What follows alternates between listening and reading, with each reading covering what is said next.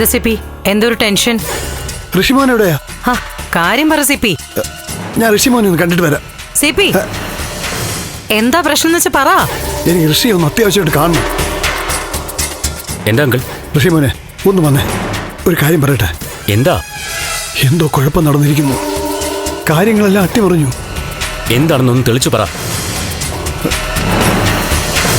നന്ദൻ നമ്മുടെ കസ്റ്റഡിയിലില്ല. എന്താ സിപ്പി?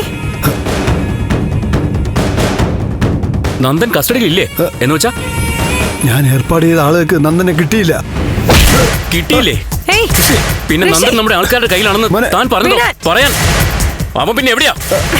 തീർത്ത് കളയും ഞാൻ. പറയടോ, പറയാൻ. അമ്മ മാറ്. ഇയാൾ എന്നെ പറ്റിച്ചു. ഞാൻ അയച്ചവർ ഉറപ്പായും നന്ദനെ പൊക്കിയിട്ടുണ്ടെന്നുള്ള ബലത്തിലാ നന്ദൻ നമ്മുടെ കസ്റ്റഡിയിലായെന്ന് പറഞ്ഞത്. അവിടെയാണെങ്കിൽ റേഞ്ചും ഇല്ല. ഇപ്പോഴാ സത്യം പറഞ്ഞത്. ഇനി ആ ഇസബെല്ല ടീം. ഇസബെല്ലയുടെ ആൾക്കാർക്ക് കിട്ടിയിട്ടില്ലെന്ന് അവൾ എന്നെ വിളിച്ചിരുന്നു. നമ്മുടെ കസ്റ്റഡിയിലാണെന്ന ബലത്തിൽ സന്തോഷിച്ചിരിക്കുമായിരുന്നു ഞാൻ. എന്നിട്ടിപ്പോ തന്നെ ഞാൻ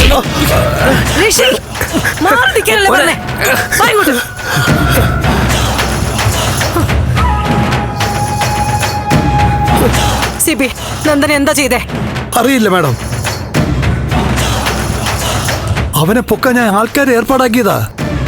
പക്ഷെ അവരുടെ കൈ കിട്ടിയില്ല. തന്നെയൊക്കെ എന്തിനു കൊള്ളാടോ? നിയമത്തിന്റെ മുമ്പിൽ ഹാജരാവാനിരുന്ന ഒരാളെയാ കാണാതായിരിക്കുന്നേ. കേസ് വിചാരിക്കുന്നിടത്തൊന്നും നിൽക്കാൻ പോകുന്നില്ല. എല്ലാവരും സമാധാനം പറയേണ്ടി വരും. ഇസബെല്ലയുടെ ആൾക്കാർക്കും കിട്ടിയിട്ടില്ല, നമ്മുടെ ആൾക്കാർക്കും കിട്ടിയിട്ടില്ല. പിന്നെ അവൻ എവിടെയാ?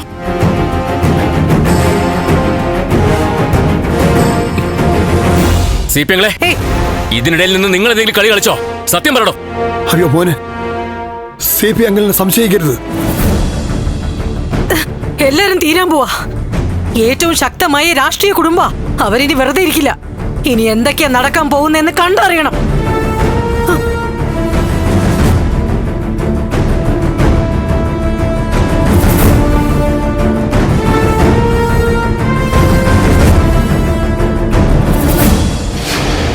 അവസാന കാലത്ത് ജയിലിൽ കിടക്കാനായിരിക്കും എന്റെ വിധി.